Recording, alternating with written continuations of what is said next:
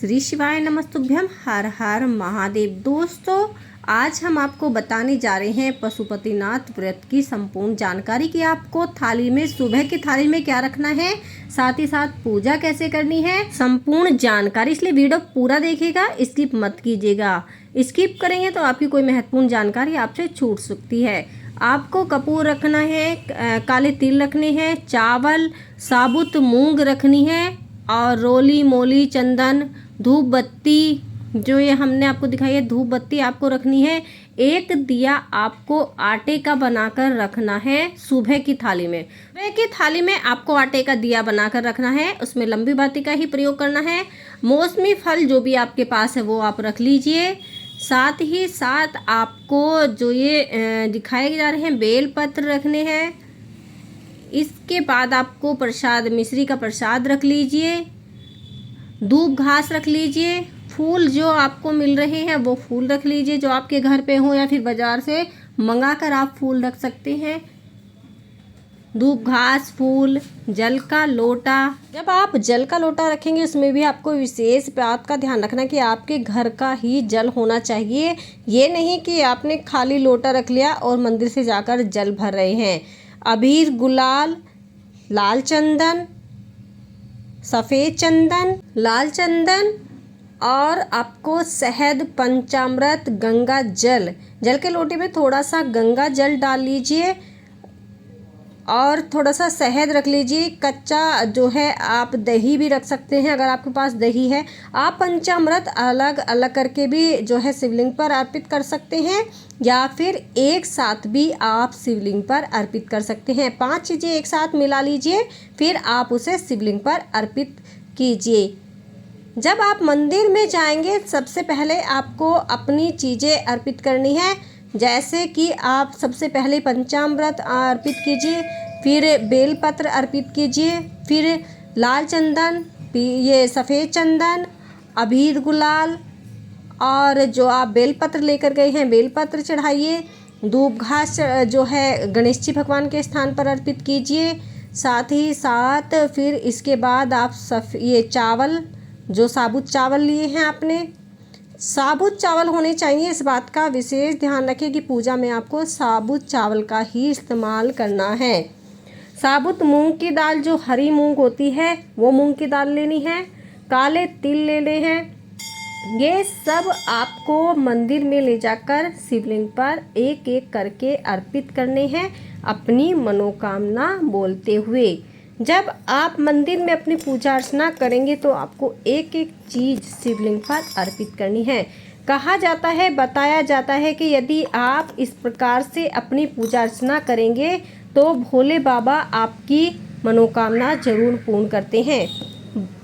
दोस्तों, पशुपतिनाथ व्रत ऐसे माने जाते हैं कि यदि आपने ये अपने व्रत श्रद्धा भाव से बिल्कुल जैसे आपको बताए जा रहे हैं इस प्रकार से कर लिए तो आपकी इच्छा 1 या 2 व्रत होने तक ही पूर्ण हो जाती है। आपको इसका असर स्वयं नज़र आ जाता है, किंतु आपको सब चीज़ों का ध्यान रखना है। विशेष ध्यान रखना है, आपके पास पूजन सामग्री पूर्ण होनी चाहिए।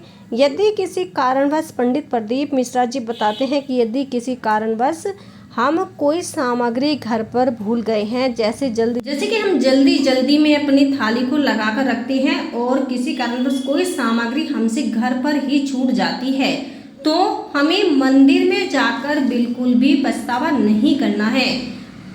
स्वयं पंडित प्रदीप मिश्रा जी बताते हैं कि यदि हमारे से कोई भूलवश कोई सामग्री घर पर छूट गई है, भूलवश यदि कोई सामग्री हमारे से घर पर छूट गई है, तो इसका मतलब है कि भोले बाबा ने हमारी पूजन स्वीकार कर ली है। किंतु दोस्तों, पशुपतिनाथ व्रत जब आप करते हैं तो 5 व्रत होते हैं। 5 व्रत आपको एक मंदिर में ही करने होते हैं। आपके पास जो पूजन सामग्री है, जो आपको वीडियो में पीछे बताई गई है पूजन सामग्री की, कौन कौन सी सामग्री हमारी सुबह की थाली में होनी जरूरी है, किंतु आपको एक बात का और विशेष ध्यान रखना है कि पूजन सामग्री जो भी आप रखेंगे, जैसे कि अबीर, गुलाल, चावल, रोली मोली जो भी आप रख रहे हैं, वो इतनी रखिए कि आपकी दोनों समय की पूजा अच्छे से हो जाए। आप जल 2 बार ऐसे रख सकते हैं। संध्या समय आप थोड़ा सा, यदि आपके पास जल कम है तो जल रख सकते हैं। दूसरा, आपको 6 दिए आपको मिट्टी वाले दिए लेने हैं, 6 दिए रखने हैं। घी और बाती सहित आपको वो दिए रख लेने हैं। घर पर बना हुआ प्रसाद, चाहे आप हलवे का प्रसाद बना लीजिए, चाहे चूरमे का बना लीजिए, चाहे आप खीर का प्रसाद बना लीजिए। जो भी प्रसाद आप बनाना चाहते हैं वो प्रसाद अपनी सुविधा अनुसार आप बना लीजिए। इसके बाद आपको थाली में प्रसाद रखना है, 6 दिए रखने हैं, और यदि जल कम है तो आप जल रख सकते हैं। ये संध्या समय का आपको पूजा बताई गई है कि यदि आपके पास संध्या समय में जो है जल कम है आपके लोटे में, तो आप थोड़ा सा जल उसमें रख सकते हैं। किंतु आपको, जैसे आप मंदिर में जाते हैं तो आपको मंदिर में अपनी पूजा अर्चना ऐसे ही नॉर्मल तरीके से पूजा अर्चना कीजिए जैसे आप करते हैं। फिर इसके बाद आपको अपने 6 दिए मंदिर में उतारने हैं। 6 के 6 दिए आपको मंदिर में उतारने हैं। उतारने के बाद आपको जो आप प्रसाद लेकर गए हैं उस प्रसाद के 3 हिस्से मंदिर में बैठकर ही आपको करने हैं। 3 हिस्से मंदिर में बैठकर कीजिए। फिर वो जो प्रसाद आपने रखा है 3 हिस्सों में, 3 भागों में बांटा है, उसे शिवलिंग के पास रख दीजिए। इसके बाद आप अपनी पूजा अर्चना कर लीजिए। लास्ट में आप, जब आपकी पूजा पूर्ण हो जाएगी, इसके बाद आप अपने जो आपने दिए रखे हैं उनमें से 5 दियों को प्रज्वलित कर दीजिए, जला दीजिए। जब आपके वो 5 दिए जलाने हैं, 6ठा दिया आपको नहीं जलाना है। किंतु इस बात का ध्यान रखना है कि आपको दिए 6 के 6 ही मंदिर में उतारने हैं। जब आप 5 दिए जलाएंगे उसके बाद आप श्री शिवाय नमस्तुभ्यम, ओम नमः शिवाय या फिर नमः शिवाय, इस मंत्र का उच्चारण आप लगातार करते रहिए। यदि आप चाहे तो 108 बार भी आप जो है लगातार उच्चारण श्री शिवाय नमस्तुभ्यम मंत्र का कर सकते हैं। अंत में आपको एक दिए में थोड़ा सा आप जो कपूर लेकर गए हैं वो कपूर डालकर भोले बाबा की आरती जरूर कीजिए। आरती जब आपकी पूर्ण हो जाएगी, इसके बाद आपको जो वहाँ पर आपने प्रसाद रखा हुआ है शिवलिंग के पास, उस प्रसाद में से एक हिस्सा उठाकर भोले बाबा की आज्ञा लेते हुए आप अपनी थाली में उस प्रसाद के हिस्से को रख लीजिए।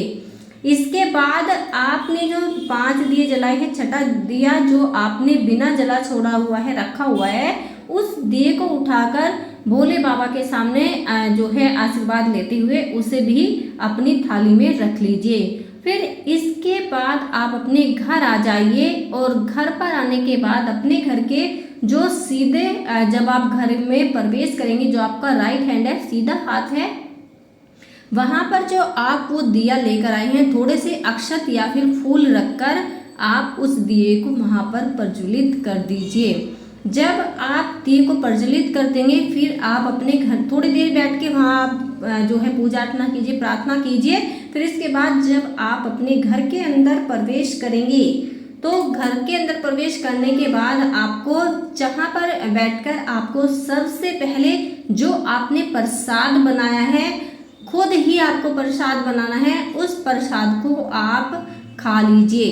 केवल आपको ही प्रसाद खाना है, किसी बच्चे को भी प्रसाद खाने के लिए नहीं देना है। बस पशुपतिनाथ व्रत के ये नियम जो है बिल्कुल कड़े हैं कि जो प्रसाद आपने जितना बनाया है उतना ही आपको मंदिर में लेके जाना है, घर पर थोड़ा सा भी प्रसाद नहीं छोड़ना है।